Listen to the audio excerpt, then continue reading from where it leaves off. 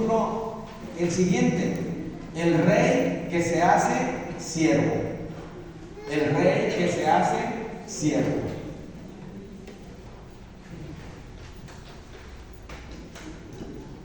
Entonces estamos en esa serie del Evangelio de Marcos. Algunos le llaman el Evangelio del siervo, otros le llaman el Evangelio olvidado, otros en los libros que hacen del Evangelio de Marcos le dicen el Evangelio de los milagros. Otro, particularmente este me gusta porque tiene que ver cómo escribió Marcos. Algunos llaman el Evangelio de Marcos el Evangelio de las acciones de Jesús. 44 veces. ¿Cuántas veces? 44 veces. Marcos dice inmediatamente después. Inmediatamente. ¿Qué significa esto? Que Jesús estaba haciendo una cosa e inmediatamente hizo otra. Inmediatamente hizo otra. Jesús terminaba, hermanos, bien cansado. De hecho, en una travesía, creo que iban a la isla de la Piedra. Y pues vieron el video, ¿verdad? Y se armó una tormenta y el Señor estaba tan cansado que se durmió. El Señor Jesús se cansaba porque era humano, pero se cansaba ¿por qué? Porque trabajaba mucho. Algunos nos cansamos sin trabajar, ¿verdad? Y más cuando estamos enfermos. Entonces es el Evangelio de la acción. Vas a ver en el Evangelio de Marcos que Jesús no para, que Jesús hace una cosa, luego otra, y eso Marcos lo hace escrito en su Evangelio, ninguno como él. Entonces vamos a leer, mis hermanos, del 9 al 13. Por respeto a la palabra de Dios, vamos a ponernos de pie y vamos a leer en forma alternada. Voy a leer yo el primero, ustedes el segundo, nos unimos todos al final. Dice la palabra del Señor: aconteció en aquellos días que Jesús vino de Nazaret de Galilea y fue bautizado ¿por quién? Por Juan en el Jordán. Y luego, cuando subía del agua, vio abrirse los cielos y al Espíritu como paloma que descendía sobre él. En una versión aramea, no hebrea, de este evangelio, porque en aquel tiempo se hablaba en hebreo y arameo, el versículo 10 que empieza con y luego, en esa traducción decían inmediatamente después. ¿Te acuerdas las 44 veces? Ahí está una vez. Luego la acción. Jesús no paraba. Jesús siempre estaba haciendo algo por los demás. Y luego dice, y luego, inmediatamente después, leo el 11. Y vino una voz de los cielos que decía: tú eres mi Hijo amado, en ti tengo complacencia. Y luego el Espíritu le impulsó al desierto. Vamos a leer juntos el 13. Vamos. Y estuvo allí en el desierto 40 días y era tentado por Satanás y estaba con las fieras y los ángeles le servían. Amén. Muy bien, tomen asiento, mis hermanos. Mi hijo y yo tenemos un diálogo muy hermoso y normalmente el versículo 11 lo mencionamos. Cuando la voz del Padre retumba como un trueno allá y le dice a Dios el Hijo, ¿qué le dijo? Tú eres mi Hijo amado. Entonces Mario me dice: tú eres mi Padre amado. Y yo le digo: tú eres mi Hijo amado. Entonces, por favor, dile que tienes cerca: tú eres un hijo amado por Dios. Dile, por favor. Anímate. Amén. Tú también eres un hijo amado por Dios. Tú eres un hijo amado. Por cierto, por bienvenido. Y Dios toque nuestro corazón para entender ese versículo. Porque hoy va a haber una revelación que yo no tenía de ese versículo. Y es una revelación que cambia la vida. Dice: este es mi hijo amado, y luego agrega: en quien tengo complacencia. Quien hace que me goce completamente. Pregunta, ¿usted se goza cuando ve a su hijo? Amén. Haz de cuenta que su hijo, como mi hijo, se sube a una bicicleta y se cae, no sabe andar en bicicleta. Pero para un padre, cuando un hijo anda en la bicicleta, ¿qué le dice? Hijo, eres experto en la bicicleta, eres el mejor hijo, ¿verdad que sí? Nos complace ver a los hijos, a las hijas, ¿estamos de acuerdo? Pues ¿sabe qué? Cuando tú intentas obedecer a Dios, aún con tus fallas, aún con tus caídas, tu padre se pone contento y dice, lo estás haciendo bien, lo estás haciendo bien porque veo que te esfuerzas por obedecer. Ánimo, hermanos, ánimo. Somos hijos perdonados y amados por el Padre. Muy bien, mis hermanos. Entonces, el título del mensaje es ese: el rey que se hace siervo. El rey que se hace siervo. Muy bien, mis hermanos. Y pues bueno, vamos a mencionar algo bien interesante que el domingo pasado se mencionó bien rápido por los tiempos. Marcos 10:45 y Mateo 20:28 dicen lo mismo. ¿Qué dice Mateo 20:28 y Marcos 10:45? Dicen eso, ayúdenme. Porque el Hijo del Hombre no vino para ser servido, sino para servir y para dar su vida en rescate por muchos. Cuando usted entiende eso, cuando usted ve a Jesús, y lo vimos en el video, lavando los pies de los que eran suyos, usted y yo debemos entender que venimos a este lugar no a que nos atiendan, no a que nos obedezcan, no a mandar, sino a ser siervos. Y el Padre vio en Jesús un gran gozo, se puso muy contento porque su Hijo, el Rey de Reyes, dejó eso para ser siervo. Y cuando usted está sirviendo aquí en la iglesia, escucha bien, cuando tú sirves en algo, en tu familia, cuando tú tienes una actitud de siervo en tu trabajo, no de altanero, no de gerente, no de los títulos, porque los títulos nos hacen mucho daño a los seres humanos. Es que yo soy el licenciado, es que yo soy la dueña de este lugar, es que yo soy el que tengo el dinero, es que yo soy el gerente, es que yo soy el pastor. Eso, el ego no nos eleva. Y nos olvidamos de que el Hijo del Dios, el Hijo del Hombre, no vino con títulos, vino con su corazón de siervo. Y usted y yo tenemos que servir.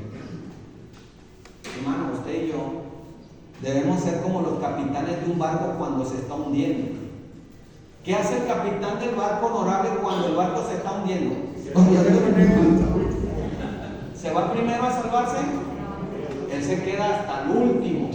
Escucha, el cristiano verdadero, no el falso, el cristiano genuino, en una reunión donde hay comida, es el que come al último, al final.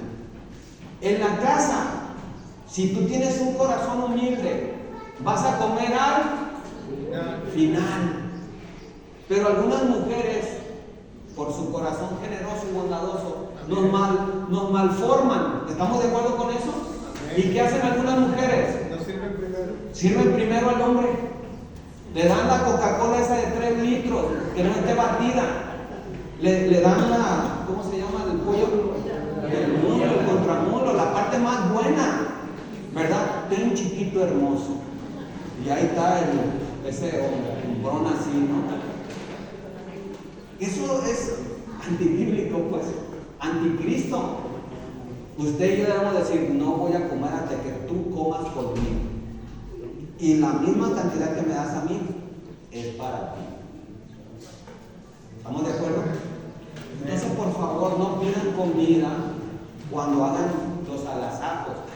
Usted y yo estamos para servir, porque hay cada caso. ¿Estamos de acuerdo que hay cada caso?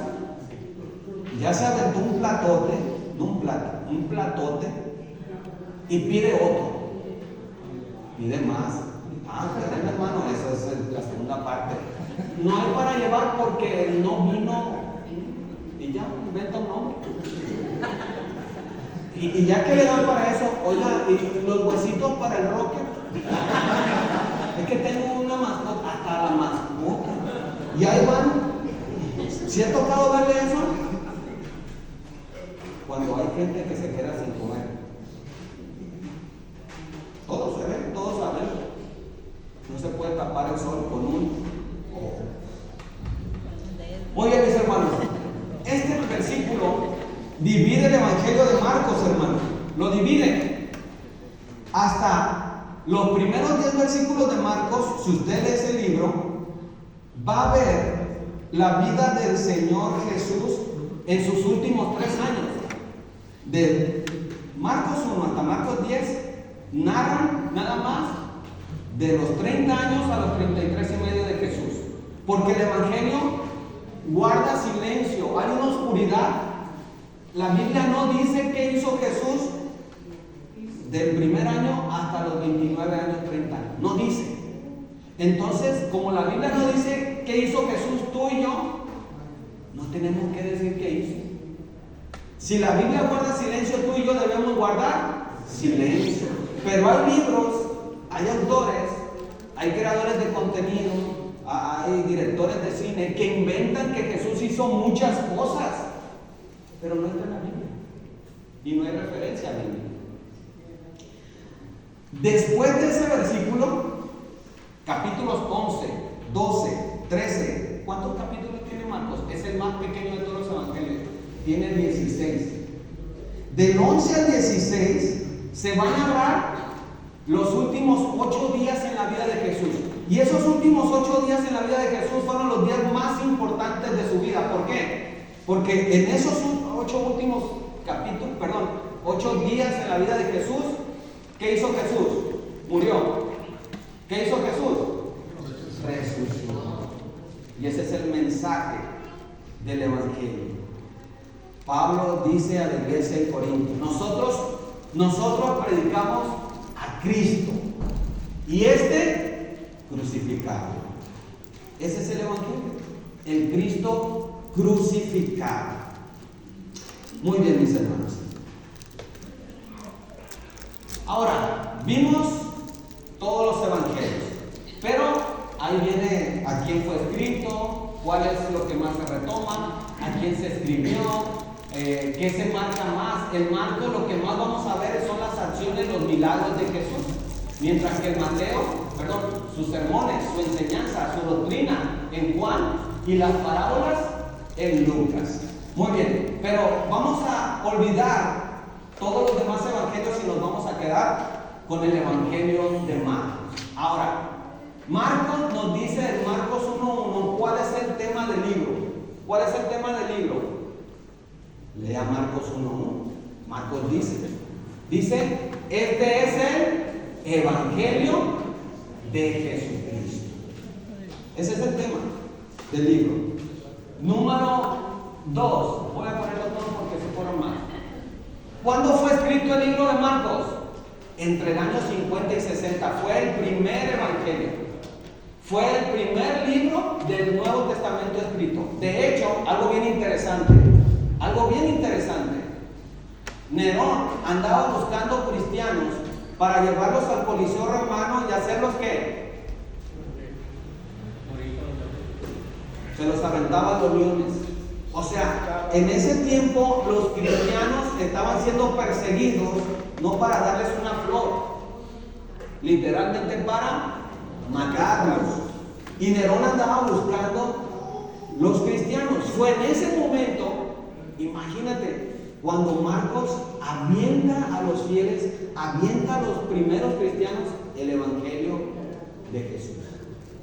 Y presenta a Cristo como alguien que fue humilde, como alguien que sufrió, como alguien que padeció, como alguien que fue llevado, lo leímos ahorita, 40 días, ¿a dónde? Al desierto, para ser provocado, tentado ¿por quién? Por su enemigo.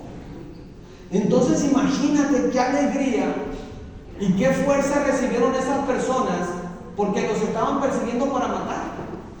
Y de repente les hablan de que el Cristo de la gloria padeció eso. Y el Cristo de la gloria dijo: si a mí me persiguen, a ti también te van a perseguir.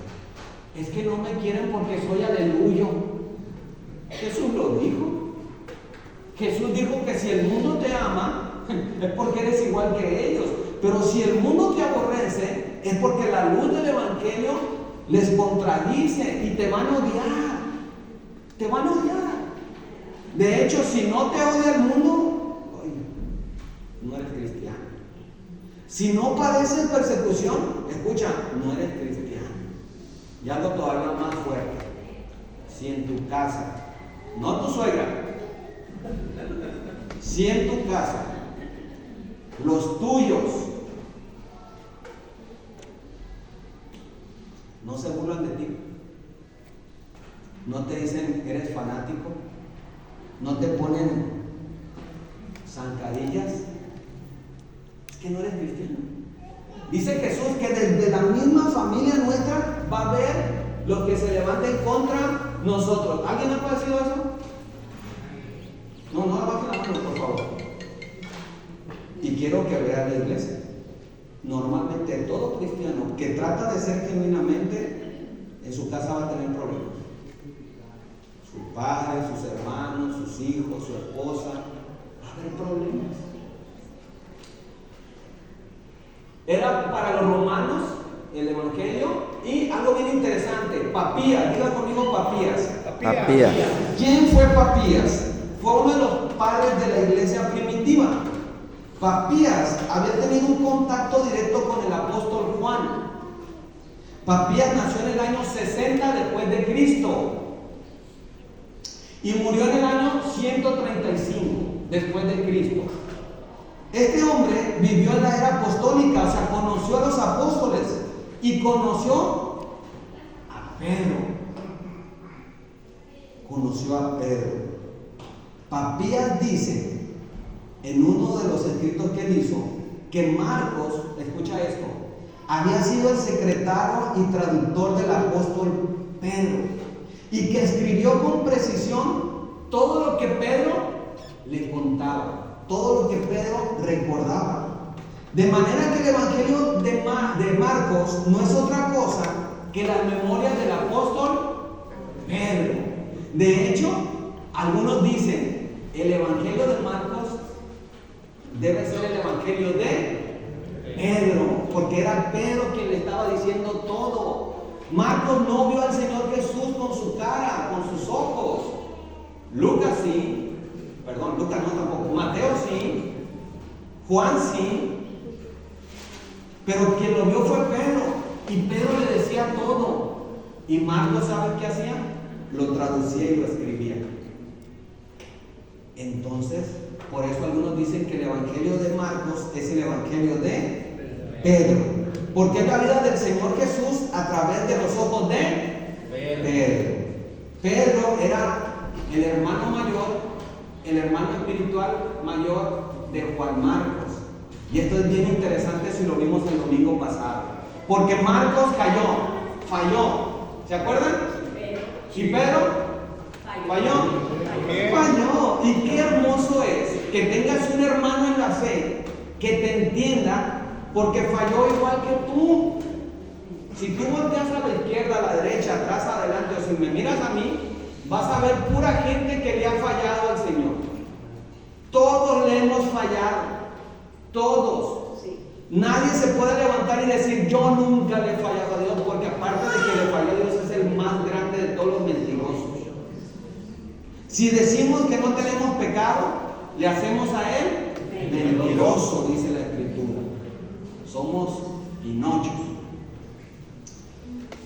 Entonces es hermoso tus caídas, son hermosas tus cicatrices, son hermosas tu sufrimiento y tus lágrimas. ¿Por qué? Escucha bien. Nadie puede entender a alguien que tenga cáncer si no ha pasado por el cáncer. ¿Has pasado por el cáncer? Es algo bien fuerte, es algo terrible. Personalmente no, pero gente muy allegada pasó por cáncer. Y sabemos que es quimioterapia, radioterapia y todo eso que hacen, por todo lo que hace el cáncer. te acaba totalmente. Entonces Dios va a usar ese sufrimiento que tú viviste y más adelante en tu vida, ¿qué crees que va a pasar? Te va a poner en tu vida una persona que sufrió el cáncer. ¿Para qué? Para que lo animes, para que lo consueles, para que le digas, ten paciencia en la tempestad. Decía el canto, Jesús me da calma. ¿Quién ha sufrido un divorcio? ¿Alguien ha sufrido un divorcio? No levante la mano. ¿Por qué pasas por eso? ¿Por qué pasaste por eso? Obviamente por el pecado. Pero Dios va a usar esas lágrimas. Hay un anuncio bien especial. Me encanta ver ese anuncio en la televisión, no sé si lo han visto. Dice un niño, a mi mamá nunca la he visto llorar. ¿Ya lo oyeron ese anuncio? Y sale otra escena donde la mamá recibe en su celular una sentencia de divorcio. ¿Y qué hace una mujer? Escucha bien, ¿qué hace un hombre? Porque no solamente eso le pega a la mujer, también le pega al hombre. ¿Qué hace un hombre o una mujer cuando le mandan una sentencia de divorcio? Llorar. ¿Por qué? Porque un divorcio es un grande fracaso. ¿Dónde le fallé primero? Al Señor. Y luego a las personas. ¿Alguien se ha quedado sin dinero? ¿Por qué te has quedado sin dinero? Porque el Señor va a usar eso y te va a poner una persona que no tenga dinero. ¿Y qué crees? Le vas a dar mucho dinero tú, porque el Señor ya te reconfortó y ahora tienes dinero. Pero tienes que sufrir esa experiencia para vivirla y no sermonear, sino compartir. ¿Estamos de acuerdo? Para eso es el sufrimiento. ¿Has tenido un hijo alcohólico, drogadicto? ¿Has tenido un hijo en la prisión? Eso es algo muy fuerte también. ¿Por qué Dios permite eso? Para que aprendas tú y veas que las mamás de la iglesia que tienen hijos pequeños y los hijos pequeños quieren hacer lo que quieran. Porque escucha bien, si tú permites que tu hijo pequeño haga lo que quiera contigo, cuando sea adolescente, te amolaste, te va a dominar. Y hay niños pequeños en esta iglesia que así le hacen a los papás. Y ahí están los papás detrás de los niños, ¿no? Entonces, las mujeres más sabias, dice Timoteo, enséñale a las más jóvenes. ¿A qué? Amar a su esposo. ¿A qué? A cuidar a sus niños. Amén. Entonces, todo eso Dios lo usa para nuestro bien. Y ahí está lo último, ¿no? El Evangelio de Marcos se llama el Evangelio de Acción porque 44 veces se usa la palabra a propósito inmediatamente. Saliendo de aquí, ¿qué vas a hacer inmediatamente? Piensa. Mira cómo es, claro. Primero los dientes y luego el jueves en los varones aprendimos que el día del Señor es todo el día. Pero el mundo ha cambiado eso y dicen el domingo es el día de la familia. El domingo es el día del descanso. Error. Dios dice que hay un día dedicado completamente a Él. ¿Y qué sucede? ¿Comienza la escuela dominical? No, nomás a la meditación. Antes de las 12:50 ya estoy afuera. ¿Para hacer qué? Lo que yo quiero. ¿De quién es el día este? ¿Del Señor o tuyo? Bueno, cada quien. Jesús pensaba hacer algo para el Señor y decía, lo que sigue, otra cosa para el Señor. Lo que sigue, otra cosa para el prójimo. Lo que sigue, otra cosa para los discípulos. Siempre estaba pensando en el bien de los demás. Punto número 1, 4 puntos en lo que leímos. Ayúdame a leerlo, por favor. Jesús bautizándose en el río Jordán. Muy bien, eso está en el versículo 9. En la lectura que hicimos del 9 al 13, el primer punto del mensaje es este. Si vamos literalmente leyendo versículo por versículo. Jesús, ¿por qué se bautizó? Jesús se bautizó No porque necesitaba arrepentirse, no. Jesús se bautizó para identificarse en primer lugar con los que se iban a bautizar. Entonces en el río Jordán, vamos a leer la palabra. Dice que Jesús llegó de Nazaret, de Judea, ¿verdad? De Galilea, perdón. Y Juan lo bautizó en el río Jordán. Imagínate esta escena. Había una fila larga de pecadores para bautizarse. ¿Quiénes estaban en esa fila? Los mentirosos. ¿Quiénes más? Los rateros. ¿Los qué? Los rateros, ladrones. ¿Quién más? Los infieles, los adúlteros. Los hombres que no respetaban a las mujeres y las trataban mal. Las mujeres que no se dejaban sujetar por el esposo. No. Yo mando en la casa. Los que no respetaban la ley. Los que no respetaban la ley. Los religiosos que abusaban del pueblo. Ahí estaban las prostitutas. Ahí estaban un catálogo de pecadores. Exactamente como el catálogo de pecadores que estamos aquí. No somos mejores que esa fila que se estaba formando para bautizar. Aquí entre nosotros hay mentirosos, ladrones, mal hablados. Ayer, sí, otra vez mentirosos. Ayer tocó mi corazón en los varones que fuimos, que compartió un hermano muy hermoso, me gustó mucho su mensaje. El mensaje se llamaba liderazgo y habló del líder mejor de toda la historia, Jesucristo. Amén. Y me encantó. Y él dice, ¿se acuerdan, hermanos, la parábola aquella del fariseo y el publicano que subieron a orar? Y cuando el hermano decía, y cuando el publicano estaba ahí, ¿qué hacía el publicano? No levantaba la vista. ¿Y sabe qué pasó? En todo lo que duré sentado ahí, ya no levanté la vista. ¿Por qué? Porque yo me identifiqué con ese hombre, pecador. Yo soy el más grande de los pecadores. Si ustedes supieran todos los pecados que yo hago y todos los pecados que hice esta semana, de verdad, hermanos, de verdad, me corren de aquí. Ahora, si yo supiera de todos los pecados que tú haces, Salga solo de iglesia. hermano, me dijeron en la otra iglesia, fíjese que este hermano hizo esto y hay que disciplinarlo. Y le digo, mire, es que en el pasado así se hacía aquí. Mire, si el mes que viene mi hijo Mario hace eso, a mí no me gustaría que a mi hijo lo disciplinara. Pero vamos a ponerlo al revés.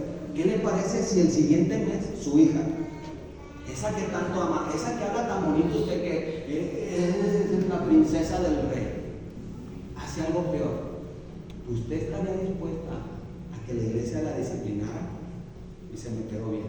Mi hermana le digo, el evangelio del Señor Jesucristo habla de la gracia.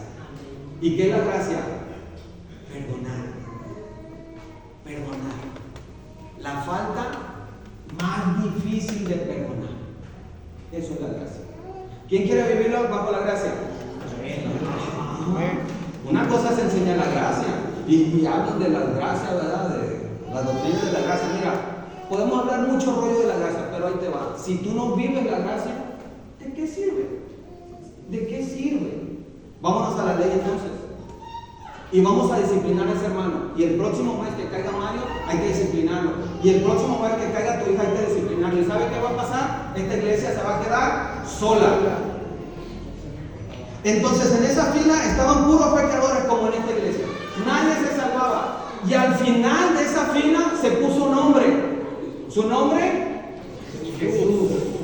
Jesús se puso ahí para bautizarse. Y había algo que no cuadraba. ¿Cómo Jesús entre los pecadores? Fíjate la enseñanza del siervo. Fíjate la enseñanza. Es que yo no voy a la prisión porque son pura gente mala. Es que yo no voy a los centros de manipuladores. Jesús estuvo con esa gente, con los indeseables. Entonces empezaban a bautizar todos para arrepentirse con Juan el Bautista, y llega el tiempo de Jesús que se bautice. Y Juan el Bautista, cuando lo vio, a ver, algo no cuadra aquí. No. Si alguien necesita ser bautizado soy yo, Jesús. Tú no, tú eres justo. Permite que se haga todo así. Permite que se haga así. ¿Por qué? Esa es la respuesta. Porque Jesús se identifica contigo y conmigo. Jesús se identifica con los pecadores. No he venido a llamar a los sanos, sino a los enfermos. ¿Y quién es enfermo? El que levanta su mano y dice, yo soy un pecador. El que no dice que es pecador es religioso y se cree más bueno que los demás. Y Jesús no vino por ellos.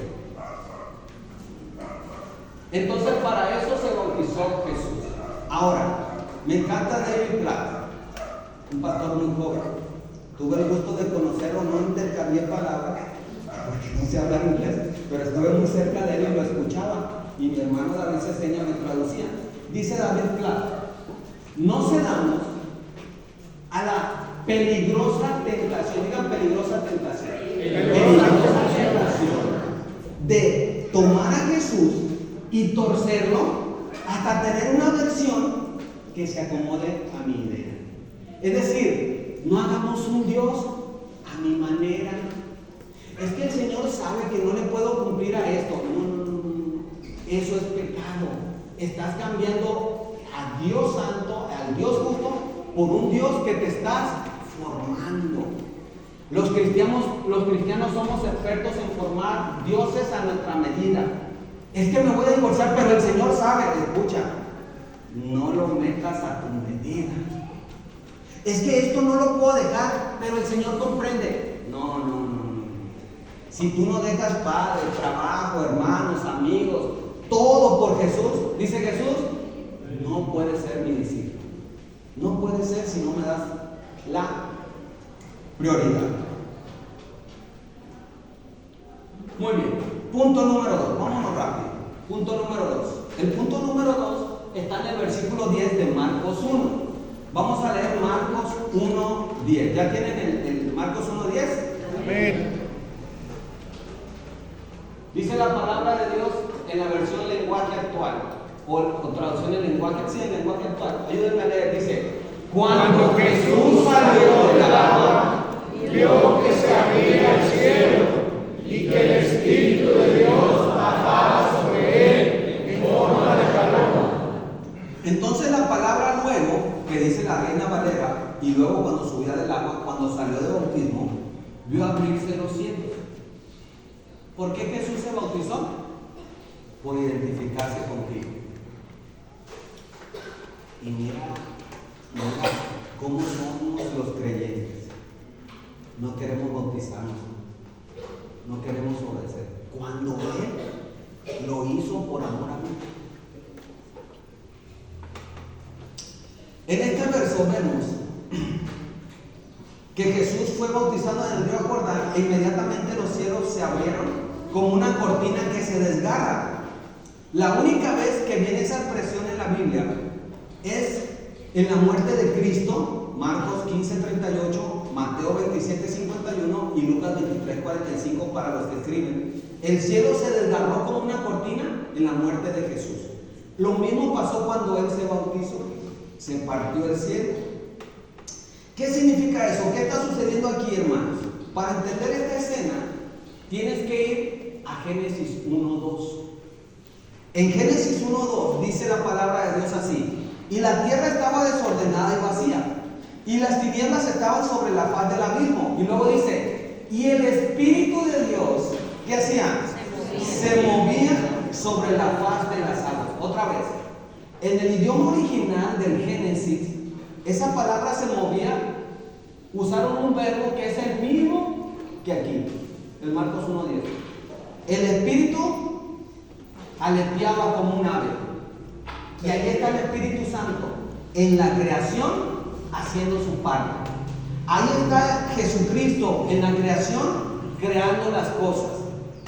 Aquí está igual la Trinidad cuando Cristo se bautiza, al igual que en la creación. Qué hermoso, ¿verdad?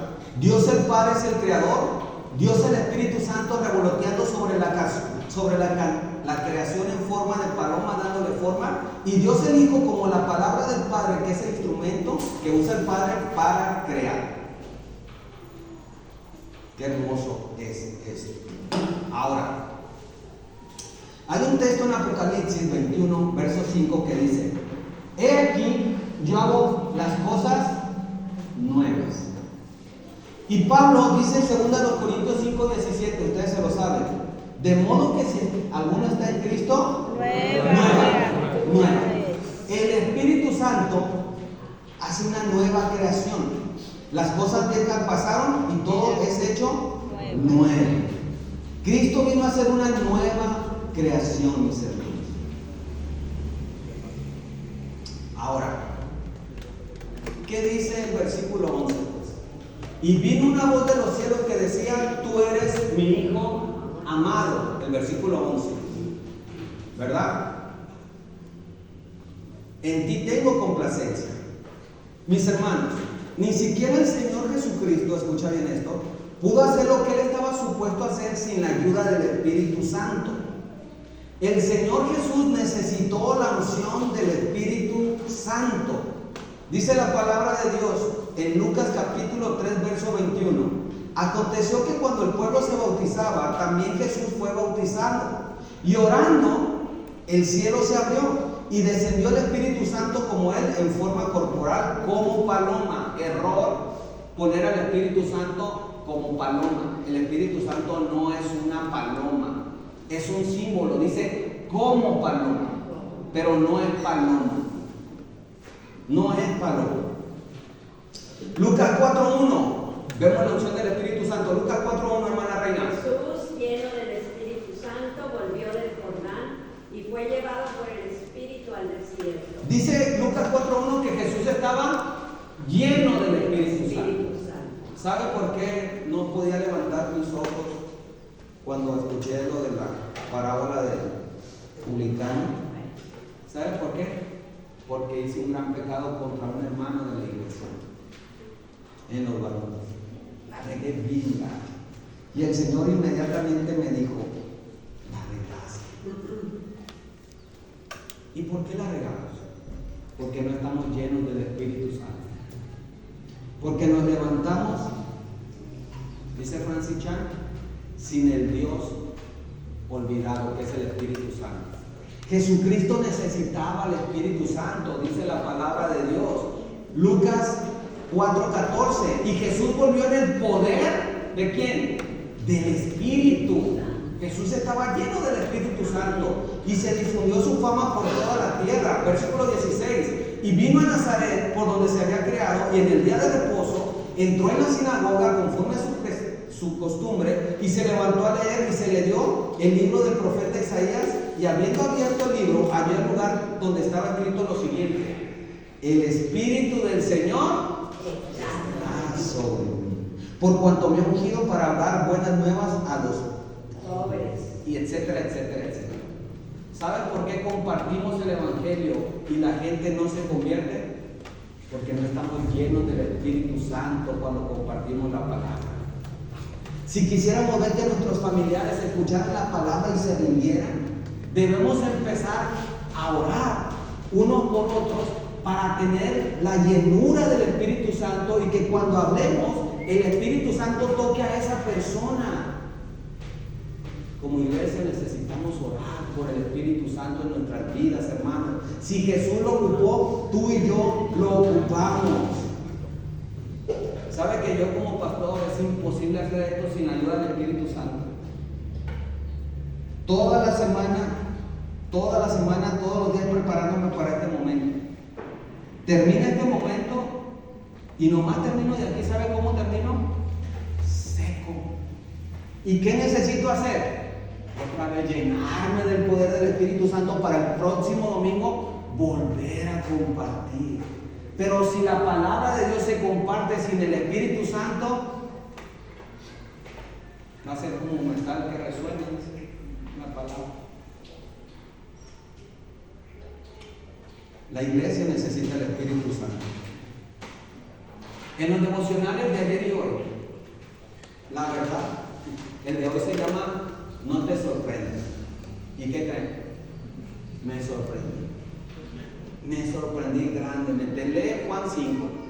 Te vas a sorprender. Te va a maravillar.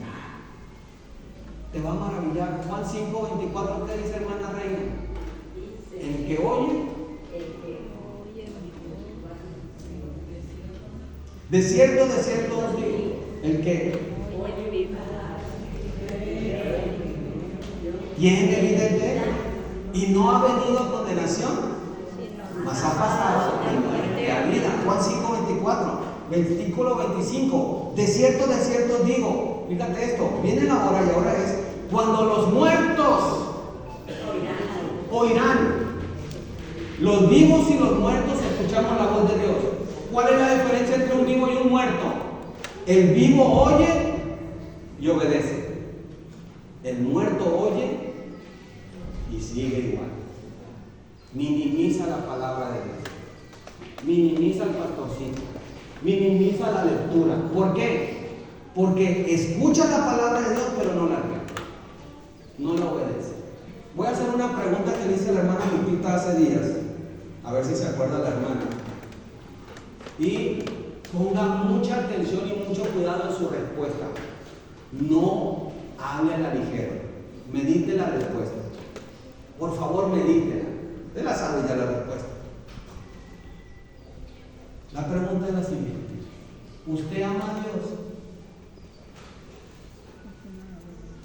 Medítela. Medítela. Porque inmediatamente nos sale, sí, yo amo a Dios.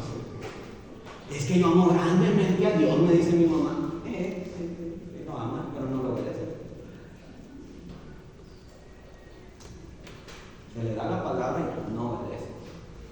¿Usted ama a Dios? Amamos a Dios, hermano. Primera de Juan 5:3. Por eso debemos de tener cuidado al contestar esta. ¿Quién ama a Dios? Y todos gritan. Ten cuidado. No digas amén y no digas yo lo amo. Si primero no está en tu corazón, 1 Juan 5, 2 y 3. El versículo 2 dice: en esto conocemos que amamos a los hijos de Dios. ¿Amas a la iglesia? Aquí dice: cuando amamos a Dios y guardamos sus mandamientos. Guardar los mandamientos es no que vas a guardar la Biblia, ¿verdad? La vas a esconder en un lugar. No, guardar los mandamientos es que los pones por práctica, que obedeces. Lean conmigo el versículo 3. Pues este es el amor a Dios, que guardemos sus mandamientos, y sus mandamientos no son gravosos. ¿Usted ama a Dios? Sí, sí lo amo. ¿Y por qué no perdonas a tu hermano? ¿Y por qué no cambia tu carácter? ¿Y por qué no te responsabilizas? ¿Cómo estás? Y ya te la sabes. ¿Cómo es? Creciendo y aprendiendo. Hermano, si tú no estás obedeciendo los mandamientos de Dios, no estás creciendo espiritualmente, estás estancado. Estás como el mar muerto. En la versión Palabra de Dios para Todos dice así, 1 Juan 5:3. Pues demostramos el amor a Dios poniendo en práctica sus mandamientos. Traducción en lenguaje actual. Nosotros demostramos que amamos a Dios cuando obedecemos sus mandamientos. En Nueva Traducción Viviente, 1 Juan 5:3. Amar a Dios significa obedecer sus mandamientos. Y sus mandamientos no son una carga difícil de llevar. Y dice el devocional, y me sorprendió el devocional, Juan 5:23. Para que todos honren al Hijo. Y luego ese versículo se lo ponemos a los testigos de Jehová. Ustedes no honran al Hijo, por eso no honran al Padre. Ustedes están falsos. Lo decimos a otros. ¿Pero qué crees? Tú y yo no obedecemos los mandamientos de Cristo. Y si no estamos obedeciendo los mandamientos de Cristo, no lo estamos honrando, no lo estamos amando. Somos religiosos. Versículo Versículo 24, Juan 5, 24. De cierto os digo, el que oye mi palabra y cree al Padre, yo le doy vida eterna. No se la tienen que ganar. No te tienes que ganar el cielo, es un regalo. ¿Quién lo da? Cristo. ¿Y a quién lo da? A quien lo escucha y lo obedece. ¿Estás obedeciendo? Vuelve la pregunta de inicio. ¿Amas a Dios? No se ve. No se ve, Guillermo. No se ve. Todos debemos de tener en la casa, en algún lugar, de tatuarnos. Les doy permiso que se lo tatúen. Zacarías 4:6. Dice la palabra del Señor en el profeta Zacarías: no es con ejército, no es con fuerza, sino con el Espíritu Santo. Como vamos a vencer, cómo hay que evangelizar, cómo hay que servir con el Espíritu Santo. Quiero ser mujer. Tienes el Espíritu Santo. Quiero enseñar Biblia. Estás controlado por el Espíritu de Dios. Quiero formar una familia. Estoy listo para casarme. El Espíritu Santo controla tus emociones. No es con fuerza, no es con tu nombre, es con el Espíritu Santo. ¿Quién lo dijo? Jehová Sabaoth. Jehová, el ejército, Jehová de los ejércitos celestiales. Ese fue el título que le dio David cuando se presentó contra quién? Contra Goliat. Mira, Goliat, tú vienes con la jabalina, vienes con toda tu fuerza, con toda tu estatura. Yo vengo con el Espíritu del Señor. Y vas a caer rendido, enano. Porque tú ante Dios eres un enano. Y yo estoy con alguien más grande que tú, con el Espíritu de Dios. ¿Alguien tiene el Espíritu de Dios a su favor?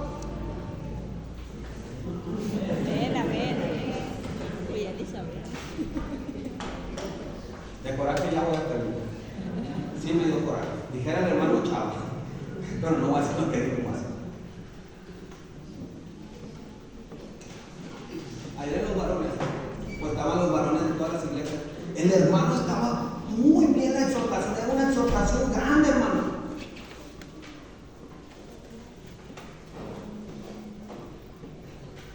Y los volteaba a ver yo. Hasta los moví. A ver si estaban despiertos, a ver si estaban. Voy a volver a preguntar. ¿Está en tu ser el Espíritu Santo?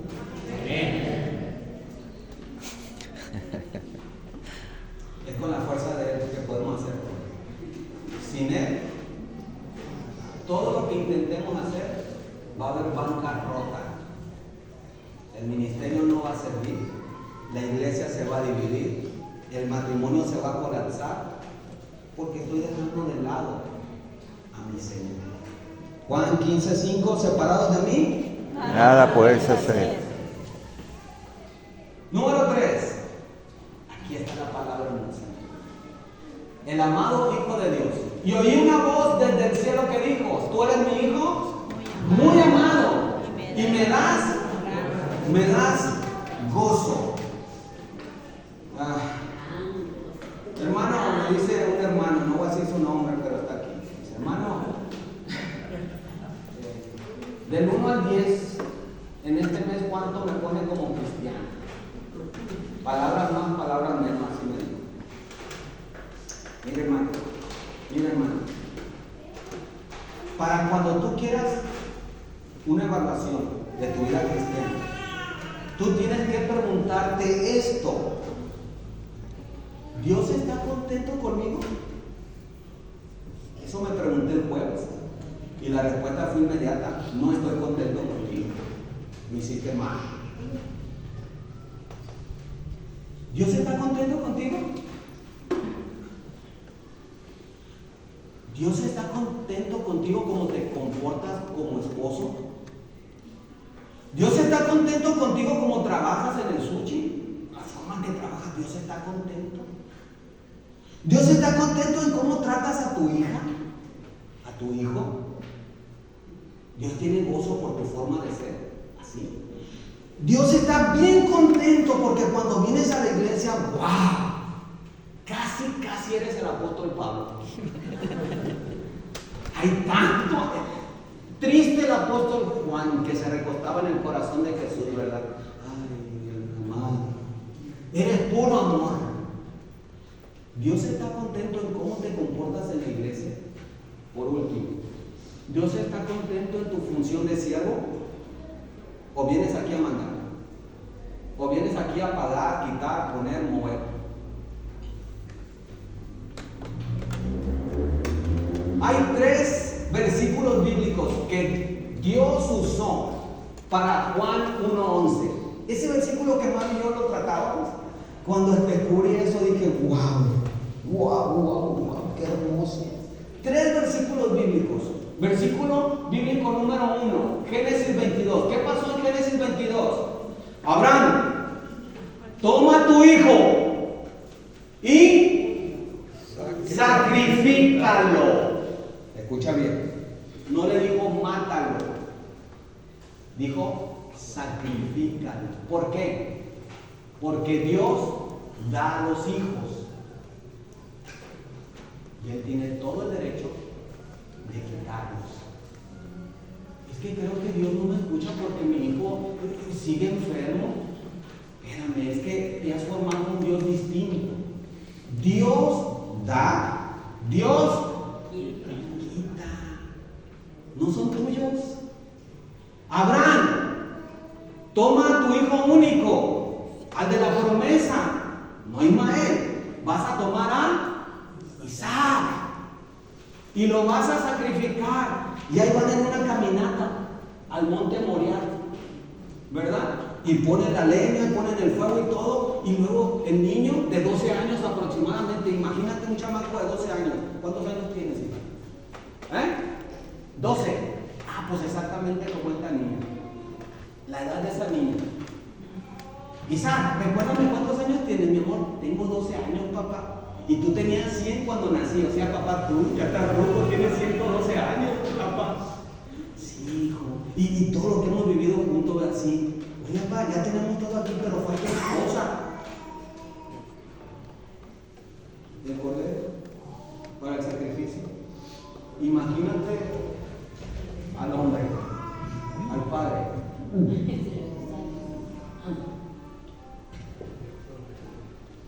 Dios no le estaba pidiendo que lo matara. Dios le estaba diciendo, lo voy a tomar. ¿Sí lo entienden, papás y mamás? Nadie dice amén, porque eso no lo queremos entender. Pero el Dios que me prestó a Mario, ese Dios generoso, Él puede tomar a Mario y llevárselo. ¿Cuándo? Cuando Él quiera. Él es el dueño, yo no. Y tú no eres dueño de tus hijos. Cuando te conviertes en dueño de tus hijos y muere un hijo, sufres mucho. ¿Por qué? Porque no entendiste cómo eran las cosas. Él da, Él quita. Bueno, de ahí toma el primer versículo de Marcos 1:11. Segundo versículo, Salmo 2:7. El Salmo 2:7, Salmo mesiánico, dice: yo publicaré el decreto, Jehová me ha dicho, mi hijo eres tú, yo te engendré hoy. Dios el Padre le está diciendo a Jesús: tú eres mi hijo, yo te engendré hoy y serás rey para las naciones. Y el último versículo que marca Marcos 1:11 es el siervo sufriente, Isaías 42. Dice Isaías 42, ¿se acuerdan?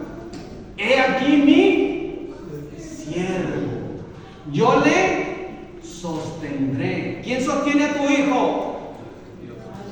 ¿Quién sostiene a tu hijo? Dios. No es la cuenta del banco. No es la cuenta del banco. No son los estudios tuyos que te dan dinero para que le pagues. No son los estudios de Él. No son las fuerzas de Él. Quien sostiene a tu hijo y a mi hijo es Dios. Dice Isaías 42:1. Este es mi hijo, yo le sostendré.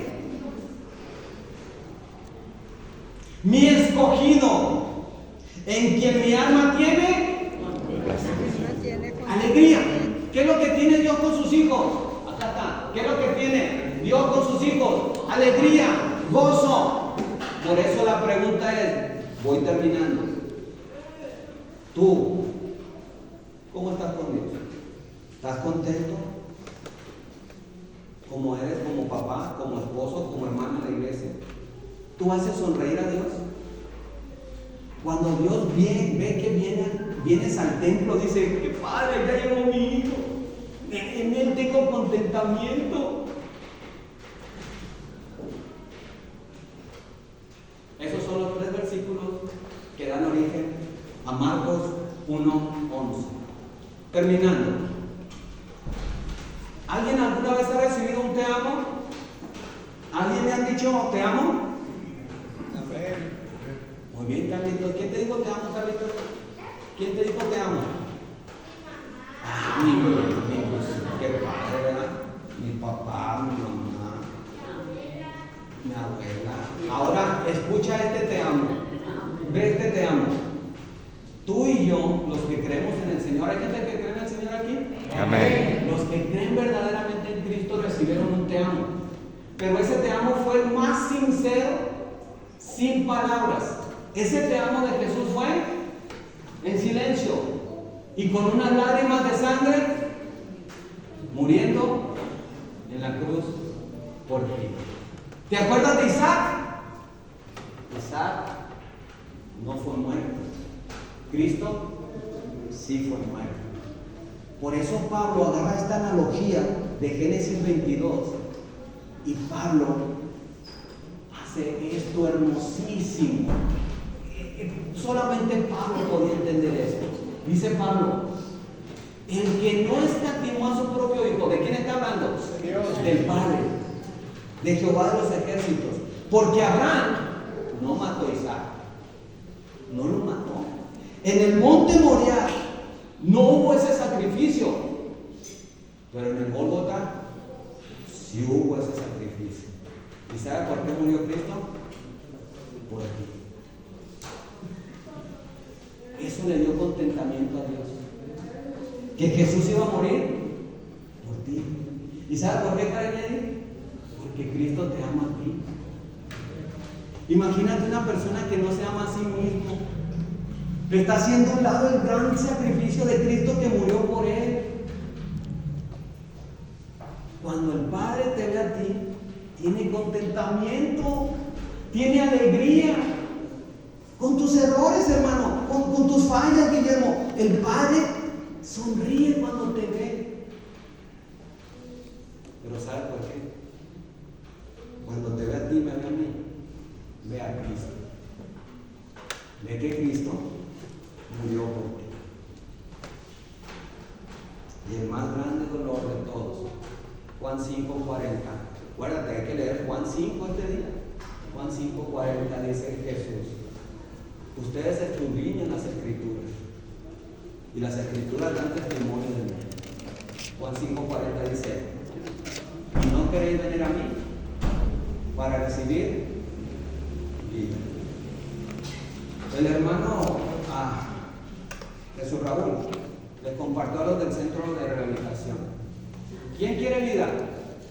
Porque la Biblia habla de que escoge la vida o la muerte. ¿Quién quiere vida? Y es lógico que todo el mundo va a decir vida, ¿verdad? ¿Sabes qué dice Jesús? Aquí en este lugar hay gente que no escoge la vida, que escoge la muerte. Y sabes que si tú has oído la voz de Jesús y no has obedecido, va a llegar un momento en que sí vas a obedecer. Dice el devocional de hoy que en aquel día los muertos van a escuchar la voz de Jesús, todos los muertos, y unos se van a levantar y Jesús les va a decir: venid benditos de mi Padre a la vida. Y va a haber otros que escucharon la voz de Jesús pero que nunca obedecieron, y a ellos Jesús les va a decir: al fuego eterno. Todos los que están aquí, todos, sin excepción, vamos a escuchar esa voz. Y hoy en vida puedes escuchar la voz de Jesús que dice: ríndete, ríndete. Yo quiero tener contentamiento contigo. Yo quiero que seas de bendición a tu familia. Yo quiero que bendigas a esta iglesia. Yo quiero que tu corazón esté lleno de servicio. Yo quiero sonreír. Y la forma que me vas a hacer sonreír es que tú seas como Jesús. Y Jesús fue ciego. Fue ciego. Por último, mis hermanos, ya para despedirnos, ya lo había dicho, ¿verdad?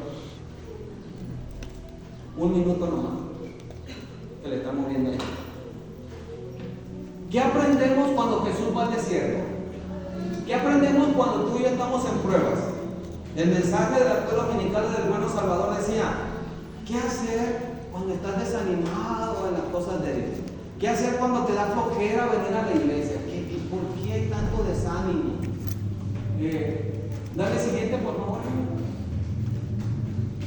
¿Qué aprendemos en el desierto de Jesús? Dice la palabra de Dios que Él se fue al desierto. Jesús en el desierto, ¿qué aprendemos? Lo primero que aprendemos es